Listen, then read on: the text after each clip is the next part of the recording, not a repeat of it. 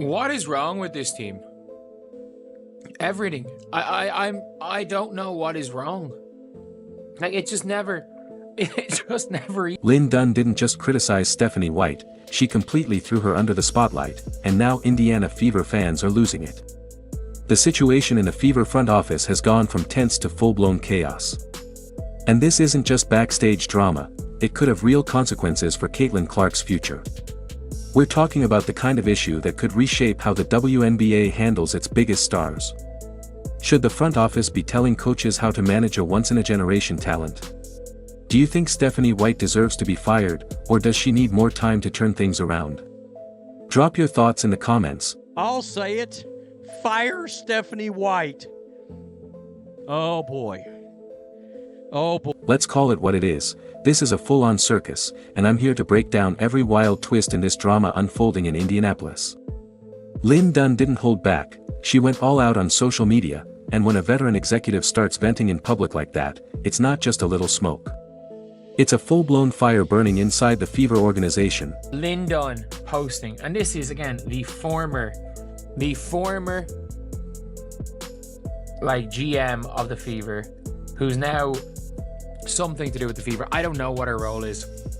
She goes, don't expect the players to do it if you don't. Let's rewind a bit and remember how this season was supposed to go. The Indiana Fever came in looking like they were building a super team, loaded with experienced veterans and playoff-tested talent like Natasha Howard, Sophie Cunningham, and Sydney Colson. It felt like they were trying to assemble the Avengers. On paper, it looked perfect. In reality, it's been chaos. But the real issue isn't just the losses stacking up, it's how Caitlin Clark is being used. She's one of the most exciting offensive players the league has ever seen, someone who didn't just break records, she broke the internet.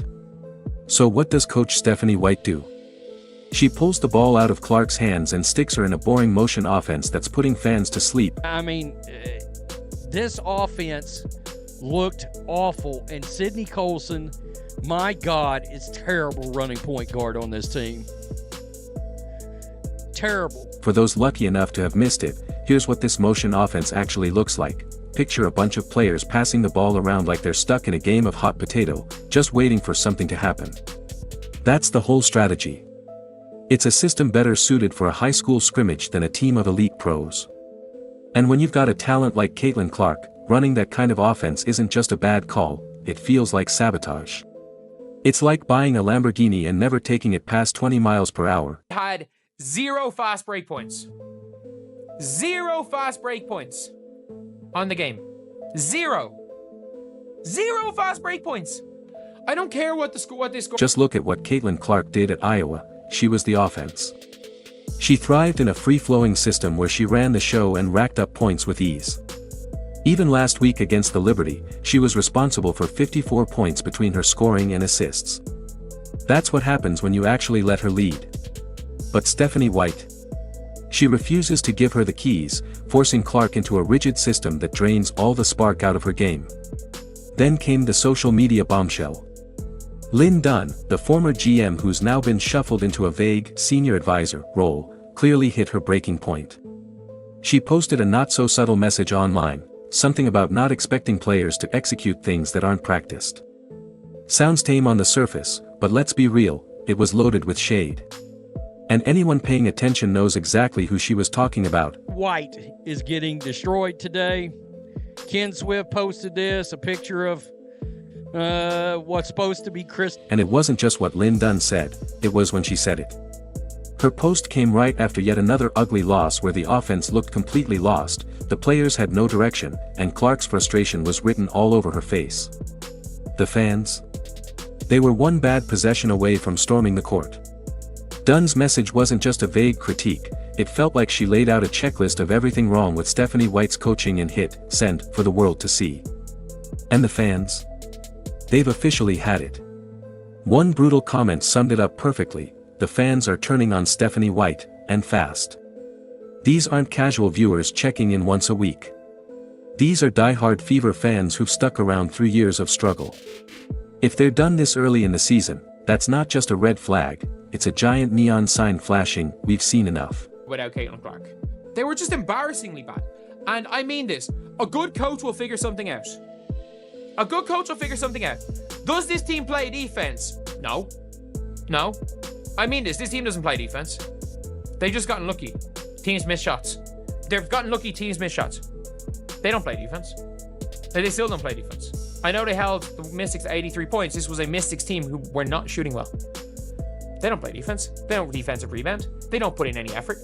And that's on coach. What makes all of this even more frustrating is that it didn't have to happen. People were raising red flags months ago, warning that putting someone as creative and dynamic as Caitlin Clark into a strict, slow-paced motion offense was a terrible idea.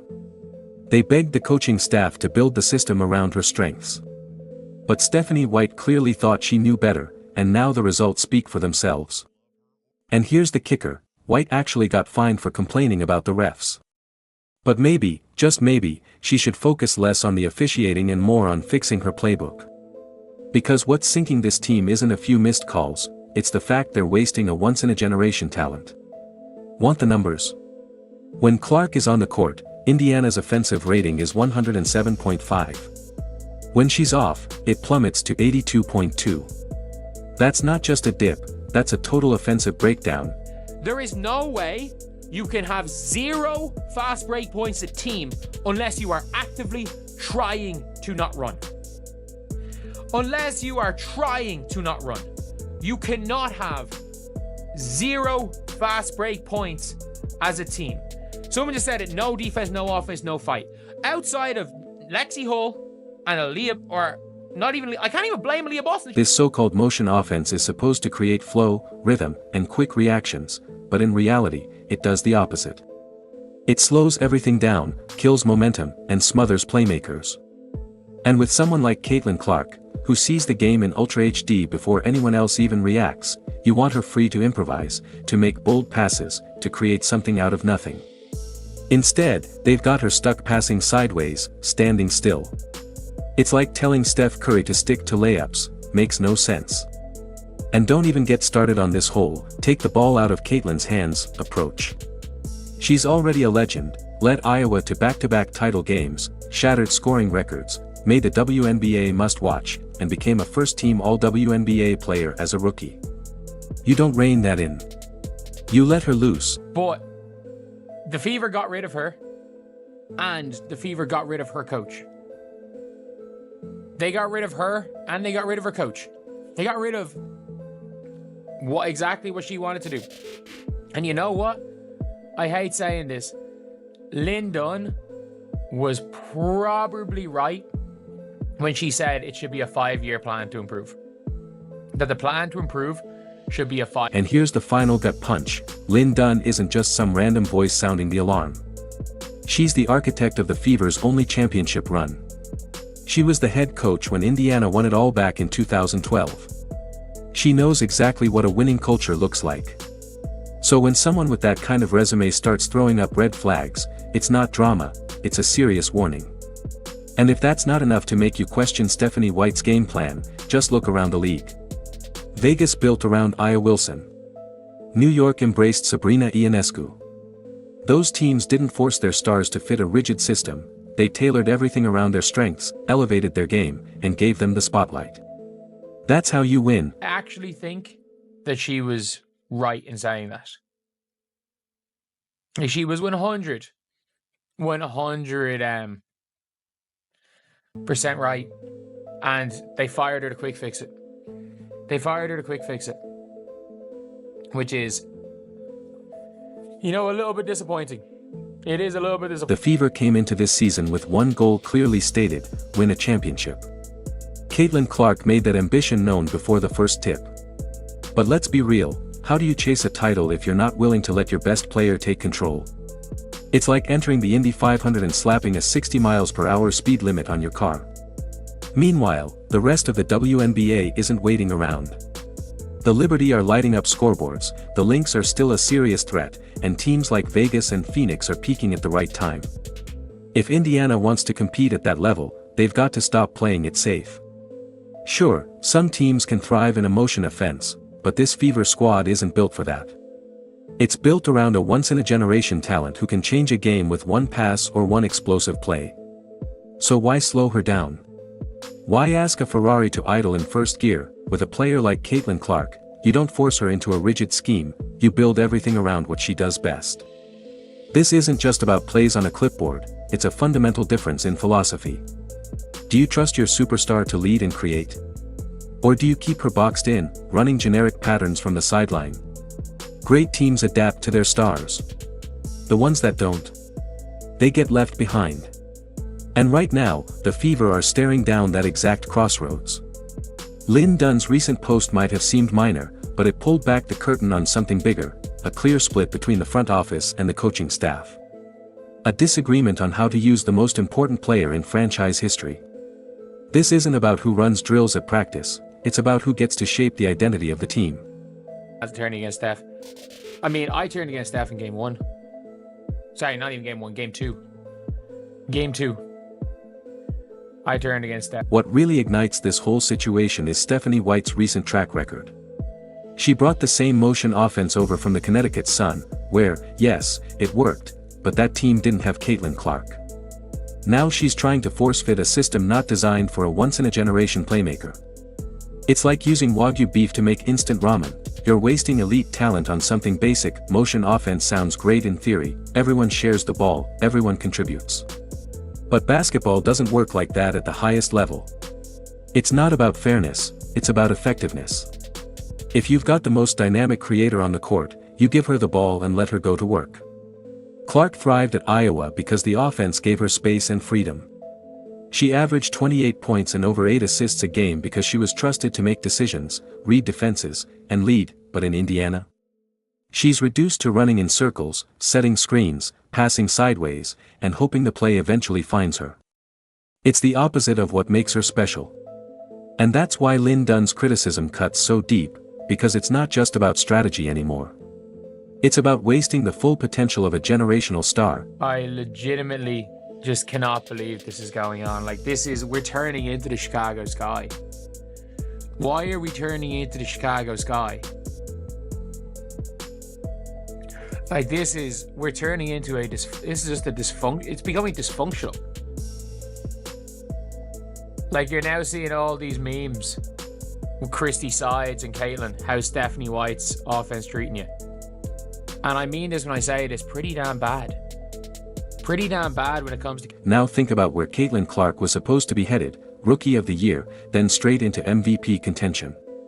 Instead, she's stuck trying to fit into an offense that doesn't play to her strengths, and it's clearly hurting both her game and the team's. The numbers don't lie. When the ball's in Clark's hands, Indiana's offense comes alive. When she's taken out of the equation, it stalls. And that's beyond frustrating to watch. We've had flashes of what's possible, like that game against the Liberty where, for once, White gave Clark some freedom in the fourth quarter. She exploded for 32 points and completely flipped the scoreboard. That's what happens when you let a star be a star. But those moments are rare, and the system keeps pulling her back into something she doesn't belong in. Then there's the DeWanna Bonner situation. She didn't leave because of play diagrams, she left because the system couldn't adjust. A rigid offense that depends on precise player movement falls apart when even one piece is missing. In a Clark-centric system, you lose Bonner but still thrive because Clark can control the flow, create offense, and adapt. That's what real resilience looks like. Lin Dunn's comment about, "You can't expect players to execute what you don't drill," cuts even deeper when you think about the bigger picture. The front office clearly envisions Clark leading a flexible, talent-driven offense. But the coach is running a locked-in system that clashes with that vision. And the ones caught in the middle? The players, especially Clark. Her brief injury earlier this season proved everything. Without her, the offense collapsed to an 82.2 rating, not because she's unreplaceable in theory, but because this rigid system demands perfect alignment and timing from everyone. That fragility exposes the real issue. The system was flawed from day one. A smart offense adapts. This one crumbles without its star. So where do we go from here? Will Stephanie White set ego aside and finally build the offense around Clark's elite court vision and playmaking? Will the front office step in before real damage is done? Or will they dig in deeper? While one of the best players on the planet watches her prime years slip away, other teams are watching closely. Coaches are planning. GMs are making mental notes. If Indiana won't unleash Caitlin, someone else eventually will. This isn't about money, her contract is locked in. It's about trust, and that's wearing thin. Let's keep it real, Clark isn't just another piece in the system. She is the system. You don't squeeze greatness into a box, you build a runway and let it fly. With Lin Dunn's warning echoing loud and clear, the pressure's now on Stephanie White and Fever leadership. Adjust, or risk losing more than just games. This is the moment. Every frustrated stat line, every lifeless offensive set, every late-night fan meltdown, it all points to one question that needs answering: should Coach Stephanie White be fired, or does she deserve more time? Drop your take in the comments, hit like, subscribe, and turn on notifications so you don't miss the next update. Click the video on screen, and we'll see you next time.